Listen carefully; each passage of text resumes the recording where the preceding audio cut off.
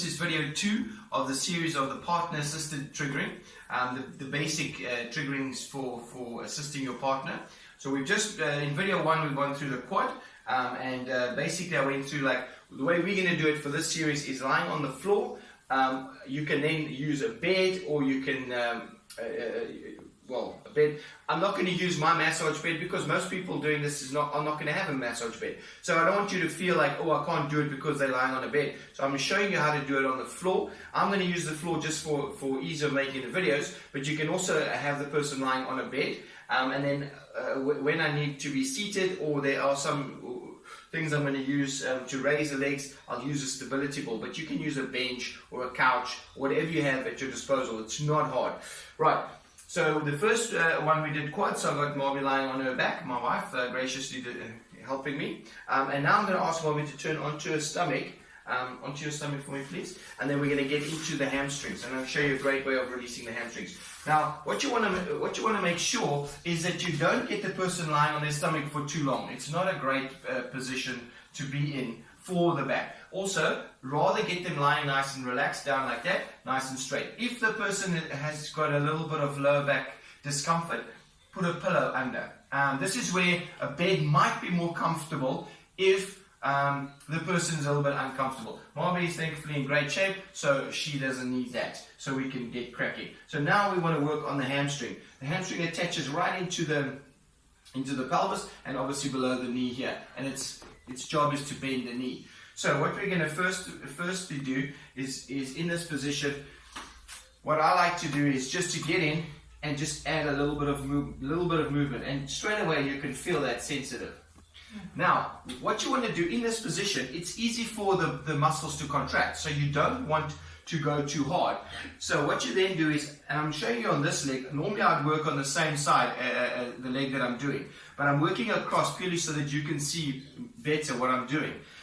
So I would normally stand on that side facing this way, working on that leg, but for the purpose of the video, I'm doing it this way. So just relax the leg for me. There we go. Make sure that the leg's relaxed, because if she's holding it up, the muscle's tense. Now, just relax. So what I like to do is a little bit of a shake. That just helps to relax the muscle, just to let her know I have the leg. If you feel that they're tensing, just tell them to relax. Okay, just relax. Okay. Now, what you do now is you then grab the fingers, and you're literally just going to do little circular movements, just little circular movements as you go in. This just helps to prep the muscle, to get your partner just relaxed, to know that it's not going to be too sore. Just relax. Good. So whenever you feel it then tensing, you just tell them to relax and add a little bit of movement at the knee. Now, when you've gone through the whole muscle and you've done a few little triggers, you can feel this inner hamstring muscle is very tight, particularly tight here. And of course, we're going to get to the adductors, which are right on the inside. We'll get to in a video later on. So what we're going to do is now you're going to grab hold of the muscle. So once you've warmed up the area, you're going to grab hold of a spot. That's quite a nice spot there. A little bit of circular movements. I'm not pushing hard, literally 10-15% of pressure. It's not hard. A little bit circular movements. Now you're going to push up towards the bum as you lower the leg down. Bend it back up again, nice and relaxed. Circle, push and relax. Fantastic. Circle, push and relax. Good, great. There. Now what you can do is then you put the leg down, and you come to this side, and you feel, obviously I'd be on the other side, you feel this leg, and then you feel this leg, and straight away, this leg's already a little bit looser. From those few seconds of triggering. That's very, very good. Then you can add a little bit of a progression to that. What you can do is you can grab hold of the muscle like that, and then ask the partner to bend the knee, just bend the knee for me, and then relax down. Great. Now as they relax down, you slightly squeeze a bit harder, so it's not hard. So when you do that, that's not hurting, right? No, not so at all. I'm just grabbing hold of the muscle.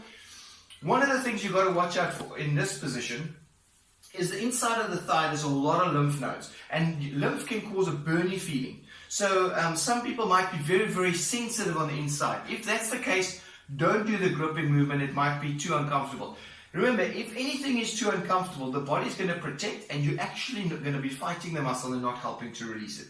So the most important thing about self-releasing as well as releasing a partner is not to go too hard. It's not about fighting the muscle. It's literally stimulation. Movement is also key. Adding a little bit of fascial stretching, a little bit of stimulation It makes a huge difference just to do a little bit of this stuff. And once you've done that, then we can focus on, if this doesn't help whatever you wanted to do, and of course in later series we're going to focus on specific issues that you can help with, then you come to someone like me, or you go to your physiotherapist. Or, this is in no means excluding us. It's just, I feel that in 14 years of working with people, I feel people need to help themselves and to be helped at home more. It's something that you can do on a daily basis. That might sound like a lot of work, but literally it takes a few seconds to help someone. You and your partner can help each other. Later on, I'm going to do videos with my kids to show you how to trigger kids, because there are some tricky things with kids that you've got to look out for.